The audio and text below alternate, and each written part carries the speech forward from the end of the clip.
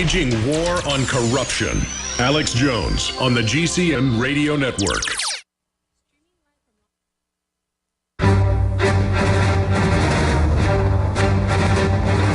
Big Brother, mainstream media, government cover-ups. You want answers? Well, so does he. He's Alex Jones on the GCN Radio Network.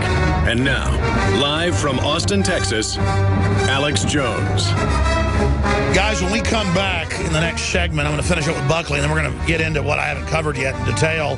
Hundreds reported killed after U.S. bombs ISIS position in Iraq. They were poised to take the Erbil in the autonomous region of Kurdistan. I'm going to explain what's really going on here.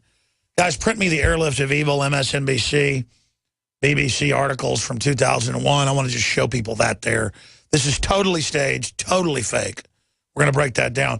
Buckley, continuing, and you're going to tell us more of the stories in the next segment, and then finish up with your big picture. You want to get into the whole refugee situation and decipher that. But some of the other stories of what you saw in Guatemala. Well, you know, there was, beyond what I experienced personally, and I can only tell those stories from my perspective, I know that there was a lot of fear in Guatemala regarding recriminations and different people who would attack other people, and then just straight up... People would tattle, though, to send the government at you? Those stories? Absolutely. They tried to claim your ham radio stuff was terrorist or something? Yeah, my dad had been a ham radio since he was young. He was actually... Youngest guy in Texas ever. I think in the country, actually. Exactly. He was one of the youngest people to ever get a ham radio license. And obviously, he operated a ham radio down there where they would do what's called a phone patch, where someone from up here could call someone with a ham radio and relay it down to him. And so people could talk internationally on the phone. This was before the internet, before international phone lines even went down to third world countries like Guatemala or were reliable. But yeah, that's true. People would say that he was working for the CIA, or they would say that he was working for the other side, and it was just a very convoluted thing. And the government literally came and confiscated all of his equipment and made him shut down his ham radio operation. You know, and he was really just an enthusiast.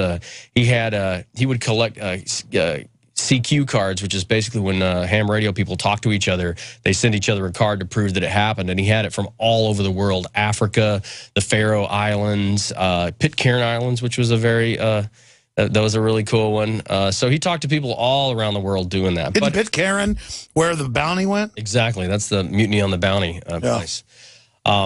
So what that really underscores is that even when you have a society like that, and you have a government that is literally, you know, all-encompassing and militarized to the hilt, that when people don't like you or they have any sort of personal grudge, or there's a bad circumstance, that, you know, they can make up stories. They can say that you were doing this and doing that, and it's already starting to happen here in the United States. You know, there's lots of recriminations that can fly around, especially when there is... you know, you have a government that is really militarized, and so that was an interesting example. I didn't even really thought about that. And once governments get like this, it always makes it explode and get worse. It doesn't make it get better. And the war on drugs is fueling it as well. Absolutely. One of the stories that two of the stories I wanted to tell, and they're interesting from two perspectives, is that my brother, who just passed away earlier this year, was actually kidnapped twice in Guatemala when he was a young child. And the reason why I said it's from two perspectives is because the first time that he was kidnapped by criminals who wanted a ransom. They basically saw a white kid that they could snatch up, and they took him away, and they demanded a ransom. Luckily, we got him back, you know, and... the second time that my brother was kidnapped was for political reasons, oddly enough. We were familiar with some people that were in the government there in Guatemala, and he was kidnapped, and basically they were demanding the release of some prisoners that they had for his release. And the story goes is that they made the exchange, but then they followed the people back to where their safe house was, and then they attacked the safe house, and when they busted into the safe house, they found plans to basically attack the neighborhood that we lived in which was full of military people and lots of different, middle to upper class people. I want to hear about this. Tell the whole story when we get back, because it just gets wilder and wilder. The heaven that is Central and South America. This is Alex Jones for InfoWarsLife.com. The latest in preparedness is now here. An electrically stabilized colloidal silver solution that can be added to both your home cabinet and preparedness pack alike. Concentrated to 30 parts per million in what has been dubbed the survival silver solution. The new InfoWars Life Silver Bullet Colloidal Silver is the answer for you and your family. And it's entirely free of toxic artificial additives that are loaded into many products. The InfoWars Life Silver Bullet Silver is so powerful that it is concentrated into a 2-ounce bottle and is not recommended for extended continual use. This is not a low-grade formula. We are working with one of the top laboratory manufacturers in the United States to bring you the best form of colloidal silver using electrical processes within a base of deionized water for your preparedness storage or your home kitchen. Purchase your bottle of InfoWarsLife.com Silver Bullet Colloidal Silver today and find other amazing supplements at InfoWarsLife.com. I'm David Hall, founder of Diamond Gusset, where we are proud of our 100% grown and sewn American-made jeans. Whether you're out for dinner, working on the farm, or on the road, Diamond Gusset Jeans offers a full spectrum of style and sizes for any occasion. Our loyal customers enable us to continue sponsoring Liberty Media outlets. Use promo code FREEDOM to receive a 15% discount at Gusset.com. In Liberty, David Hall, Diamond Gusset Jean Company. The government's Department of Homeland Security is buying up loads of ammo. At the same time, they're restricting civilians' rights to own and purchase firearms. Can you put 2 and 2 together? Infidel Body Armor can stop every round, including hollow points and .308 sniper rounds, is reasonably priced and fully legal. But for how long? Go to InfidelBodyArmor.com, spelled INFIDEL bodyarmor.com. Infidel Body Armor. Just won't quit. I began to get into iodine a few years ago because it was helping me and my family so much get healthy and detoxify. Most people know that iodine deficiency has been a crisis around the world. Iodine is key to so many of the body's functions, especially the thyroid. I discovered a product being developed by Dr. Group. You now know it as Survival Shield, true nascent iodine that your body can really absorb. Then, about a year ago, he said, listen, if you think this is powerful, I'm going to come out with rare earth, deep earth crystals. And the results that I personally have had have been life-changing. Nobody else has got iodine based on these pure crystals, ladies and gentlemen. This is innovating, and the best part is it helps fund Infowars.com, the radio show, the TV show, the whole media operation promoting true libertarian ideas. For a limited time, experience the ancient power of Survival Shield X2. Take advantage of this unprecedented 30% off Super Detox Special at InfoWarsLife.com. The Genesis Communications Radio Network proudly presents The Alex Jones Show, because there's a war on for your mind. Coming up in about 5 minutes, I will break down the latest on Obama supposedly attacking IS or ISIS. We told you that was coming for a while. We're going to break it all down. Coming up here in just a few minutes. But first off, going back to my cousin, Buckley Hammond, who works at Infowars.com, you'll see his name on camera and in production and in graphics and music on my first film, America Destroyed by Design, and the next 4 films as well. And he's just back at the Infowars base here.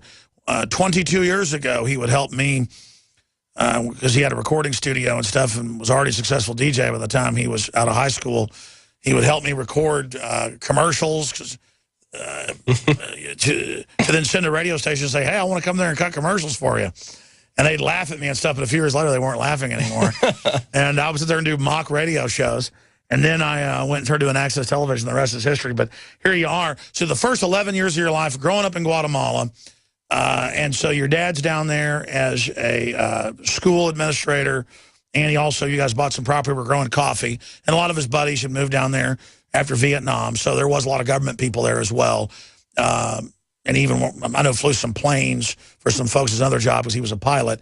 And so you're in this government district start back over with these stories of how wondrous Guatemala was then, and then now what it's devolved into even worse. Well, the second story of my brother being kidnapped. Basically, he was kidnapped by the guerrilleros, which are the insurgent, left-wing military insurgents, and their plan is that they wanted to have some of their cronies released from prison that had been captured. So that was what their demands were. And when they did the exchange with Peter and the prisoners, the intelligence services or something followed the guerrilleros back to where their safe house was, and then they assaulted the safe house, and they came in. They assaulted the safe house, and when they went in, they saw all these plans laid out on a table. I mean, it's so ridiculous. It sounds like a movie, but they busted in, and they found all these plans laid out on the table where there was an assault and an attack that was just imminently about to happen in the neighborhood that we lived in. And so basically they were going to come back around and capture a lot more people. It was almost like they got too greedy. And so they basically... They marshaled a bunch of people and came into our neighborhood, and all the military was there, and they were hiding behind our walls. In Guatemala, you have like 4 to 6 foot walls around everybody's house, and the assault happened. And literally while we were inside of our house and we were lying on the ground, so we were staying below the bullets. There was a big assault that happened in my backyard. The insurgents tried to come in, and the military rebuffed them. And I mean, there were a lot of casualties. I was young, and it was really chaotic, and I can't really remember it the way that you would remember a scene from a movie or something like that. But I do remember the whole experience and the circumstance. So the bottom line is that for a number of different reasons, whether it was criminal or whether it was political, the turmoil in Guatemala it was very vicious back in those days. But in one sense, it was sort of directed. It was directed, towards one side to the other, and the people were kind of in the middle. And now that has devolved into this absolute, brutal anarchy where people are just running around, murdering other people, and there's all kinds of criminal behavior in the context of drugs and power and. You were talking about the article earlier, and we put it on screen. Mainstream news article about 900 dead bus drivers in 1 year. Exactly, and don't just take the wallet off the bus driver, just shoot him in the head. Well, I think that a lot of what that is they charge extortion. So if you are a person that can't protect yourself, they don't have the ability to have guns in Guatemala because just like Mexico, they don't have the Second Amendment. I told the story of the Mexican army pulling over the tour bus and taking all the guy's money. Exactly. And him getting on crying. So if you can't protect yourself, this is the... But if I don't want to live like that, I'm a racist. Exactly. This is a perfect example of why the Second Amendment is important. Because if you can't protect yourself... But these people come up, get in the Democratic Party, and are voting 90+% of the time to take my guns. On record. Absolutely. And the Mexican TV says take our guns. I mean, this is outrageous. And we'll turn them all in under political correctness. I'm telling you. Right. Well, this country is a joke now. It's an ideology that's clearly being pushed by those that want to control you. Because if you have the capability to defend yourself, then you won't be robbed. I mean, that's just as clear as day. And if people, they always say, an armed society is a polite society. Well, what you have down there is the absolute inverse. It's a savage, brutal society with, zero respect for life and zero compassion for other people. What's interesting to me is that, when we're talking about all of this because of the whole open border circumstance, right? And the main group now is Guatemalans. Exactly. Or, as Biden calls them, our children. And, it's Guatemala, and it's El Salvador, and it's Honduras, and those are all the... hell pits. They're all the poorest, worst circumstances in Central America. And, probably in this hemisphere, literally. I mean, there's some bad stuff that happens down in South America, but it is utterly lawless. And what is happening, to me, that is so... It's incredulous. I would say incredible, but I was totally incredulous when I heard what was happening with them allowing all these people to come across. And to me, the issue is that the liberals are going to paint this as, oh, let's be compassionate to these people. Let's, they're just children that are running from a war-torn circumstance, and that they're, that they're refugees. Well, in a sense, yes, that's true, but this has been going on for 36 years. It's not like it just started. So to me, that compassion rings utterly hollow because they're only saying that now in the context of the circumstance of these borders being open and they're letting all these thugs with tattoos all over their faces that would kill your kid for no reason.